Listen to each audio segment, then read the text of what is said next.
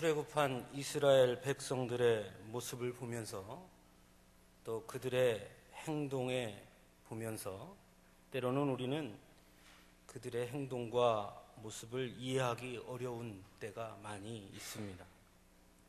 오늘 본문도 그 중에 하나가 아닌가 생각해 봅니다. 하나님께서 이스라엘 백성들을 사랑하심으로 애굽에서 종살이 하던 그들을 해방시켜 주셨고, 홍해바다를 가르시는 기적을 통해 출애굽이 단순한 해방이 아니라 승리임을 알게 해 주셨습니다. 그리고 그들이 시내산에 이르렀을 때 하나님은 이스라엘 백성과 축복의 언약을 맺기 위해 모세를 시내산에 오르게 하십니다. 축복의 언약이란 곧 이스라엘은 하나님의 백성이 되고 하나님은 그들의 하나님이 되어주심으로 영원히 그들과 함께 하실 것이고 인도해 주실 것에 대한 축복의 약속이었습니다. 그런데 이렇게 중요한 순간에 이스라엘 백성들은 시내산 밑에서 너무나도 엉뚱한 모습을 보여주고 있습니다. 하나님은 모세를 시내산으로 불러 축복의 약속을 맺고자 하시는 중인데, 시내산 밑에 있는 이스라엘 백성들은 하나님께서 맺어주시려고 하시는 그 언약을 무효화시키는 행동을 보이고 있는 것입니다.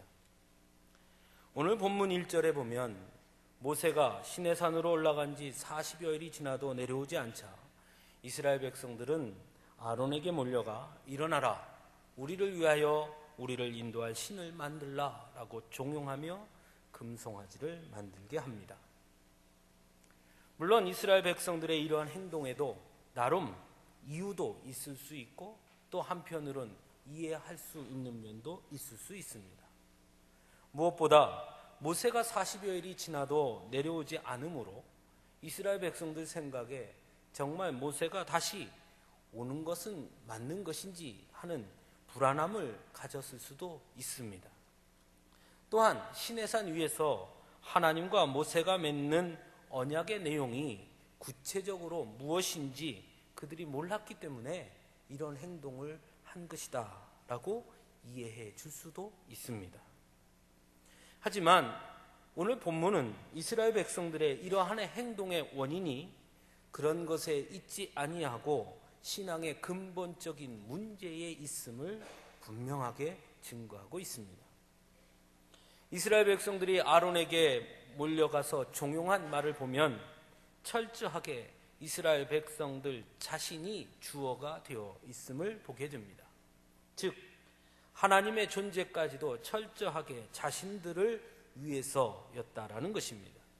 그래서 우리를 위하여 우리를 인도할 신이라고 말하므로 철저하게 자기중심적인 신앙을 가지고 있음을 보게 됩니다. 우리가 잘 아는 대로 하나님은 이스라엘 백성들을 정말 사랑하셨습니다. 그래서 그들을 애굽에서 건져주셨고 홍해바다를 갈라주셨습니다. 철저하게 이스라엘에 맞추어져 있었습니다. 그것이 바로 사랑인 것입니다. 사랑하면 그를 위해 행동하게 되는 것입니다. 내가 사랑하는 사람이 있으면 그가 먹고 싶은 것 같이 먹고, 그가 가고 싶은 곳 같이 가고, 그가 하고 싶은 것 같이 하는 것, 그것이 사랑하는 사람의 모습인 것입니다. 하나님은 이스라엘 백성들에게 그렇게 하셨습니다. 하지만 오늘 본문에 나타나는 이스라엘 백성들에게는 하나님을 향한 사랑이 결여되어 있는 것을 보게 됩니다. 그들은 철저하게 이기적이었습니다. 하나님을 따르는 것도, 하나님 앞에 엎드리는 것도, 하나님의 말씀에 순종하는 것도, 그들이 하나님의 말씀에 따라 애굽에서 나온 것도 철저하게 자신들을 위해서였던 것입니다. 그러니 그들은 하나님을 기다릴 수 없었고 기다릴 필요도 느끼지 못했던 것입니다. 오히려 그럴 바에는 자신들을 위한 신을 만들면 된다고 생각한 것입니다. 이것은 신앙에 있어 매우 중요한 문제라 할 수 있습니다. 성경에서 보여주는 하나님은 인간과 매우 인격적인 관계를 맺고자 하십니다. 즉 무조건적으로 명령하거나 억지로 무엇인가를 하도록 강요하는 관계가 아니라 스스로 선택하고 결정할 수 있는 자유를 허락해 주셨습니다. 그것이 바로 선악과입니다. 우리가 가끔 어떤 분들이 왜 선악과를 만들어서 인간이 선악과를 따먹게 놔두셨는가? 처음부터 선악과가 없었다면 우리가 다 하나님의 백성이 될 텐데 선악과를 만드셔서 우리가 선악과를 따먹도록 하셨으니 하나님의 책임입니다. 또는 하나님께서는 우리가 선악과를 따먹을 것도 다 아시지 않았습니까? 그런데 왜 안 막으셨습니까? 선악과를 따먹으려고 할 때 손모가지를 떡 분질러 놨으면 절대로 안 따먹었을 텐데. 하지만 하나님은 인간을 사랑하심으로 언제나 사랑의 행동을 결정하시고 선택하셨습니다. 즉 억지로 강요하거나 또는 무엇인가를 억지로 요구하지 아니하고 항상 우리에게 선택할 수 있는 자유를 주신 것입니다. 이런 하나님의 인간을 향한 인격적인 관계, 사랑의 관계의 완성이 바로 십자가 사건인 것입니다. 하나님께서 인간을 구원하실 때 왜 십자가를 지셔야 합니까? 그냥 다시 원래대로 다 만들어 버리시면 되는데 말입니다. 또한 하나님께서 십자가를 지심으로 우리를 구원하셨다면 그 이후로라도 누구든지 그 사랑을 믿게 만들었다면 얼마나 좋겠습니까마는 하나님은 자신의 목숨을 내어주면서까지 사랑하셨음에도 불구하고 억지로 강요하지 아니하십니다. 그 사랑에 대한 응답 역시 철저하게 우리의 몫에, 우리의 선택과 결정에 맡겨두신 것입니다. 왜냐하면 그것이 사랑이기 때문입니다. 진정한 사랑은 강요나 요구가 아니기 때문입니다. 다만 예수 그리스도의 십자가에 담긴 하나님의 사랑에 응답한 자는 그가 누구든지 하나님의 자녀가 되는 축복을 누리게 될 것과 여전히 하나님의 사랑을 깨닫지 못하고 거절하는 자에게는 영원한 죽음에 이를 수밖에 없음을 경고하시는 것으로 인간이 올바른 선택을 하기 원하는 하나님의 간절한 사랑의 마음을 우리에게 보여주시는 것입니다. 선악과도 마찬가지였습니다. 이것을 먹으면 정령 죽으리라. 그러니 제발 내가 옳은 선택을 하기 원한다. 그것이 하나님의 사랑이었습니다. 하지만 오늘 본문에 나타나는 이스라엘 백성들은 이런 하나님의 인격적인 관계, 사랑의 관계를 철저하게 거부하고 자기 중심적인 관계, 자기 필요에 따른 관계, 자기 이익에 따른 관계를 지향하고 있음을 오늘 본문에서 우리는 보게 되는 것입니다. 그래서 자신들의 신을 만들길 원했습니다. 자신들의 필요를 채워주는, 그래서 자신들이 요구할 때 항상 자신의 옆에 있고 자신들의 마음대로 할 수 있는 그 신을 갖기 원했던 것입니다. 하지만 더 중요한 것은 이런 이스라엘 백성들의 모습이 과연 그들만의 모습인가 하는 것입니다. 혹 우리들 가운데에는 이런 모습이 없는지 스스로 살펴보고 되돌아봐야 하는 것입니다. 분명 하나님을 따른다고 말하고 섬기지만 그 이면에는 철저한 필요와 이익 그리고 계산이 깔려 있지는 않은지 우리 스스로에게 물어봐야 하는 것입니다. 조금이라도 자신의 필요와 이익에 맞지 않으면 너무 쉽게 하나님을 원망하거나 불평하고 있지는 않은지, 우리를 사랑하시는 하나님의 사랑 앞에 많은 것을 요구하면서도 정작 하나님을 사랑하는 일에는 뒷전이거나 부족한 모습은 없는지, 성경이 우리에게 보여주는 하나님이 아닌 우리의 요구와 필요에 따른 또 다른 하나님을 섬기고 있는 것은 아닌지 우리 스스로에게도 깊이 있는 성찰이 매우 필요하다라고 할 수 있습니다. 과연 우리는 이스라엘 백성들과 그렇게 다른가?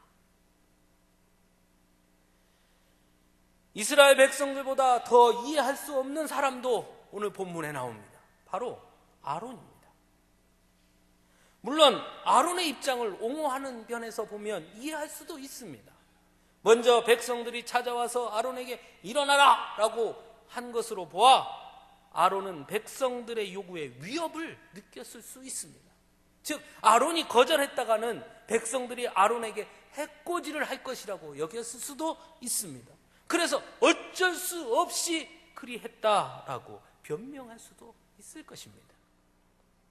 또는 백성들의 요구에 아내와 자녀의 귀에서 금고리를 빼어 내게로 가져오라 라고 말하므로 아론은 나름대로 시간을 벌려고 했다고 그렇게 변명할 수도 있습니다.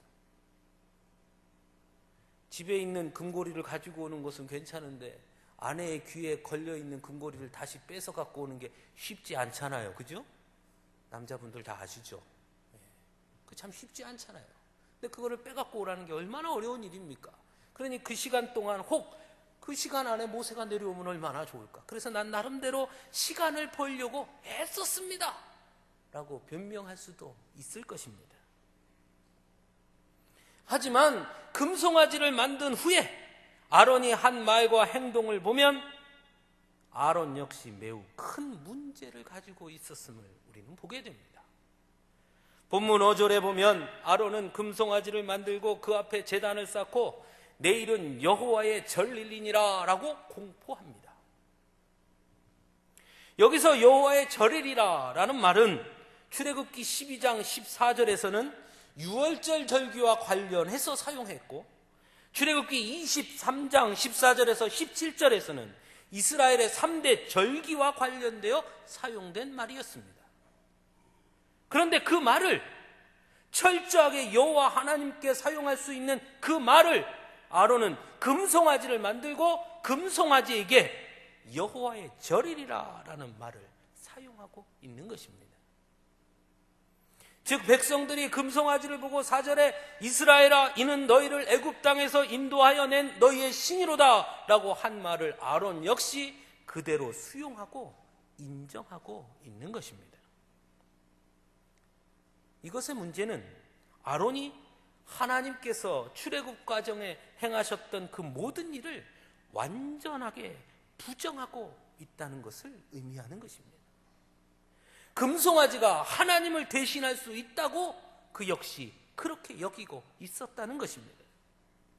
그러므로 아론이 백성들의 강요나 위협에 어쩔 수 없이 한 것이 아니라 아론 스스로도 이스라엘 백성들과 똑같은 생각을 가지고 있었다는 것입니다.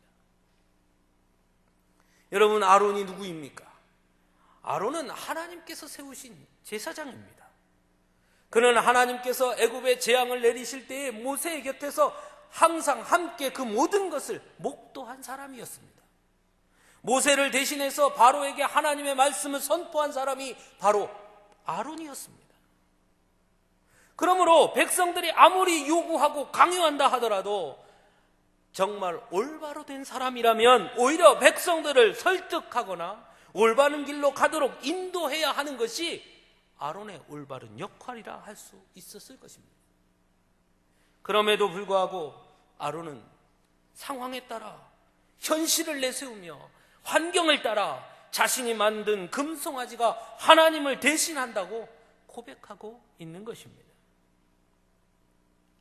그럼 이런 아론의 모습은 우리에게 없습니까? 오늘날 우리들 역시 하나님의 은혜를 수없이 경험하면서도 환경과 상황이 달라지면 언제든지 하나님의 은혜를 쉽게 저버리는 모습이 우리 안에 과연 없다고 말할 수 있겠습니까? 현실이 그러니, 상황이 그러니, 환경이 그러니 어쩔 수 없었다는 핑계와 변명이 우리 안에 없습니까?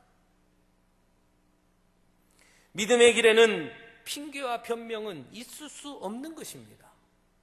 누가복음 9장 57절에서 62절 말씀에 보면 예수님을 따르겠다고 찾아온 사람이 아버지 장례를 치른 후에 또는 가족과 작별 인사를 나눈 후에 예수님을 따르겠다고 하자 예수님께서는 즉시 나를 따르라 그렇게 말씀하십니다.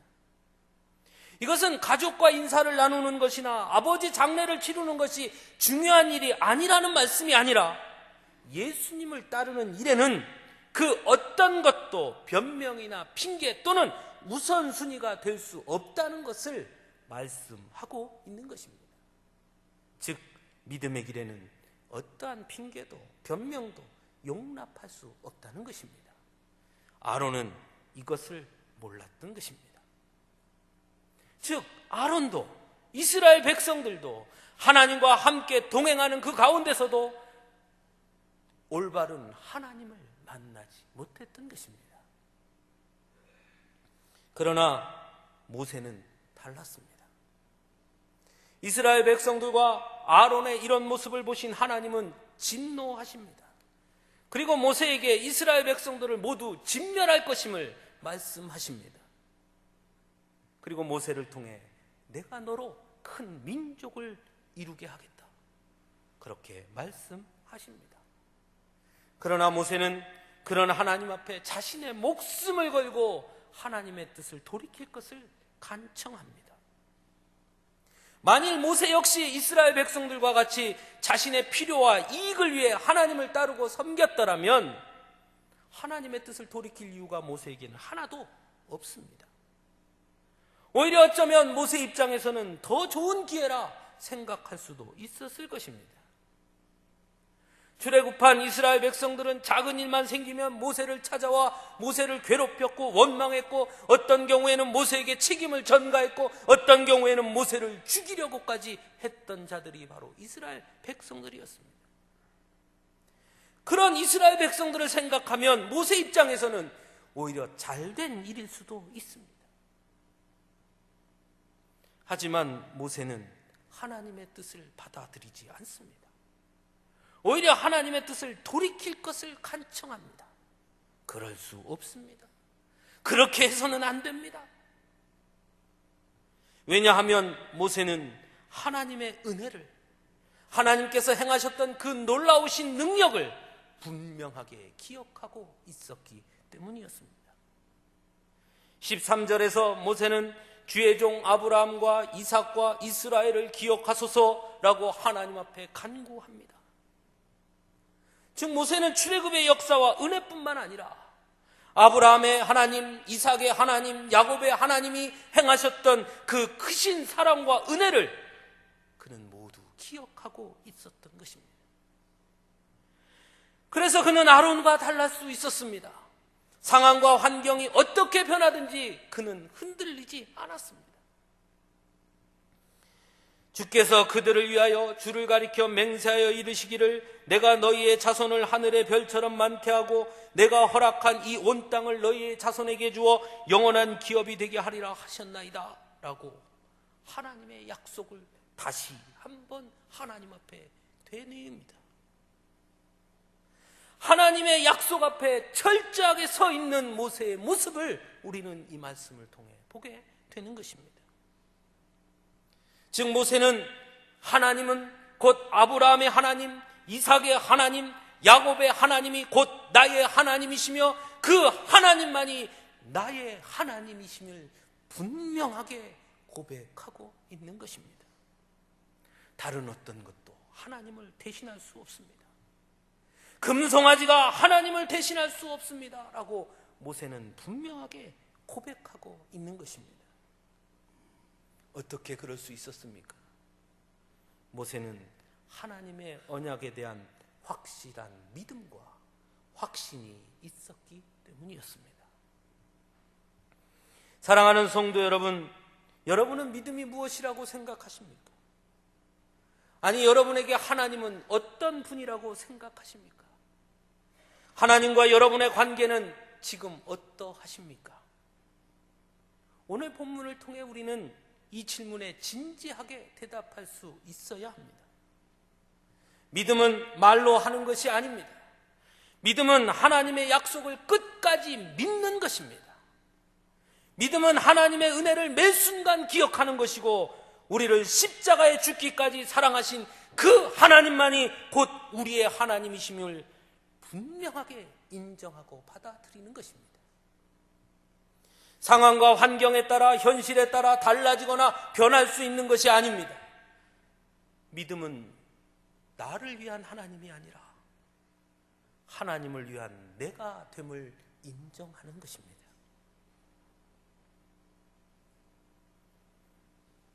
어떤 분에게 왜 하나님을 믿습니까? 이렇게 물으면 천국 가려고요, 축복받으려고요, 이렇게 대답들을 합니다. 맞습니까? 물론 그것도 맞는 말입니다. 하지만 여러분, 그래서 하나님을 믿습니까? 그 조건 때문에 하나님을 믿는 것입니까? 그 조건을 가지고 하나님을 믿기 때문에 나의 필요와 요구와 어긋나면 언제든지 하나님을 버릴 수 있다고 생각하는 것입니다. 왜 하나님을 믿습니까? 하나님이 나를 택하셨고 하나님이 나의 하나님이시고 나의 아버지이시니 그래서 믿는 것입니다. 나를 위해 하나님을 믿는 것이 아니라 하나님을 위해 나를 드리는 것이 믿음인 것입니다. 그것이 진짜 믿음입니다. 하나님은 분명 진노하셨습니다. 다 진멸하리라 말씀하십니다. 나를 막지 말라 그렇게 말씀하십니다. 하지만 모세의 간청을 들으시고 자신을 저버린 이스라엘 백성들을 또 한 번 용납하시고 용서해 주십니다. 왜 그러셨습니까? 그럼에도 불구하고 하나님은 여전히 그들을 사랑하셨기 때문입니다.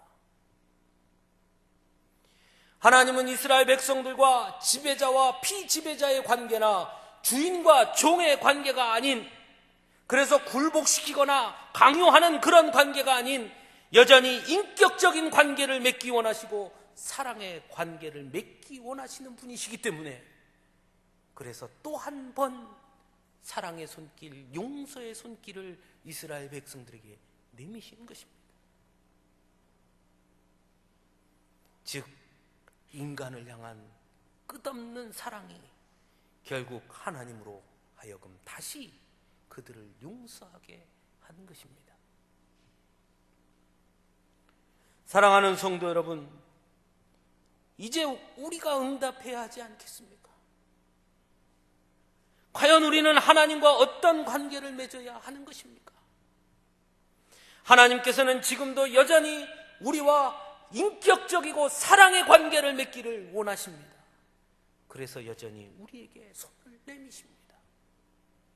이제 우리도 하나님과 사랑의 관계, 인격적인 관계를 맺을 수 있어야 되지 않겠습니까? 하나님이 우리를 사랑하시는 것처럼 우리 역시 하나님을 더욱 사랑할 수 있어야 하지 않겠습니까? 하나님께 무엇인가를 요구하는 것만큼 하나님을 위해 우리의 무엇인가를 드리고 헌신할 수 있어야 되지 않겠습니까? 언제나 우리의 선택과 결정이 하나님을 사랑한다는 그 전제로 하나님을 위한 선택과 결정이 되어야 하지 않겠습니까? 정말 하나님을 사랑한다면, 정말 하나님을 사랑한다면 하나님이 기뻐하는 그 일을 날마다 할 수 있어야 되지 않겠습니까? 하나님이 가자 하시는 곳으로 갈 수 있어야 하나님을 사랑하는 것 아니겠습니까? 하나님이 기뻐하시는 것을 할 수 있어야 하나님을 사랑하는 것 아니겠습니까? 하나님을 위해 내 것을 드릴 수 있어야 하나님을 사랑하는 것 아니겠습니까? 그것이 시간이든 물질이든 아니면 나의 힘이든 무엇이든 정말 하나님이 기뻐하시는 것이라면 주저하지 않고 드릴 수 있어야 하는 것 아니겠습니까?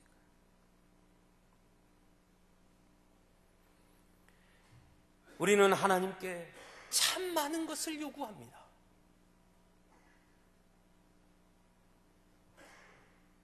그때마다 우리 하나님은 우리를 사랑하시기에 그 많은 요구들을 단 한 번도 외면치 아니하시고 응답해 주십니다. 그럼 여러분은 하나님의 요구에 어떻게 응답하시고 계십니까? 그것이 하나님을 사랑하는 여러분의 사랑의 크기인 것입니다. 이스라엘 백성들은 하나님의 은혜를 수없이 경험한 백성들입니다. 하나님의 능력을 직접 목도했고 경험했습니다. 홍해바다를 건넜던 백성이었습니다. 아론은 어떤 사람이었습니까? 하나님의 도구로 쓰임받은 사람이었습니다. 하나님의 말씀을 직접 전하는 일을 감당했던 사람이었습니다. 하지만 그런 이스라엘 백성들과 아론 역시 모두 너무나 쉽게 무너지는 모습을 우리는 오늘 본문을 통해 보게 됩니다. 왜 그렇습니까? 하나님과의 관계의 중심이 잘못되어 있었기 때문입니다. 그래서 상황에 따라, 환경에 따라, 현실에 따라 너무나 쉽게 변할 수밖에 없었습니다. 언제든지 자신이 우선이었고 하나님의 약속보다 현실을 우선시했기 때문에 그들은 넘어졌던 것입니다. 하지만 모세는 현실보다 하나님의 약속을 보았고 상황과 환경보다 하나님을 먼저 보았고 하나님의 은혜를 기억했습니다. 그래서 그는 넘어지지 않았습니다. 현실 앞에 흔들리지 않았고 상황에 따라 변하지도 않았습니다. 하나님 앞에 똑바로 서 있을 수 있었습니다. 하나님은 이스라엘 백성들을 가리켜 목이 뻣뻣한 백성이라고 말씀하십니다. 이 말은 원래 농부의 말을 잘 듣지 않는 소나 말에게 쓰는 표현입니다. 즉 하나님은 하나님과 인격적인 관계를 거부한 이스라엘 백성들을 가리켜 주인의 말을 해도 듣지 못하는 짐승과 같다라고 말씀하고 있는 것입니다. 인격적인 관계를 거부하면 하나님과 인격적인 관계가 성성되지 못하면 사랑의 관계를 거부하면 짐승일 수밖에 없는 것입니다. 사랑하는 성도 여러분, 하나님은 인간을 창조하시고 가장 귀한 인간으로 날마다 만나시기를 원하십니다. 언제나 서로 대화하고 서로를 귀하게 여기고 서로를 배려하며 서로를 위해 아낌없는 수고를 감당하는 그런 관계가 하나님과 우리 사이에도 있기를 원하십니다. 하나님은 그리고 우리에게 그렇게 하셨습니다. 그리고 지금도 그렇게 하십니다. 이제 우리가 응답할 때입니다. 우리 역시 하나님이 우리를 사랑하신 것만큼 하나님을 사랑할 수 있기를 간절히 원합니다. 하나님을 사랑함으로 우리의 삶의 모든 결정과 선택이 하나님을 향할 수 있기를 원합니다. 그래서 하나님은 영원한 나의 하나님이 되시고 나는 영원한 하나님의 백성이 되는 그 축복의 자리에 우리가 설 수 있기를 간절히 원합니다. 여러분, 한번 눈을 감고 조용히 고백해 보시기 바랍니다. 하나님, 저를 사랑해 주셔서 감사합니다. 주님, 저도 하나님을 사랑합니다. 저도 하나님을 사랑합니다. 하나님 사랑합니다. 고백해 보실 수 있기를 바랍니다.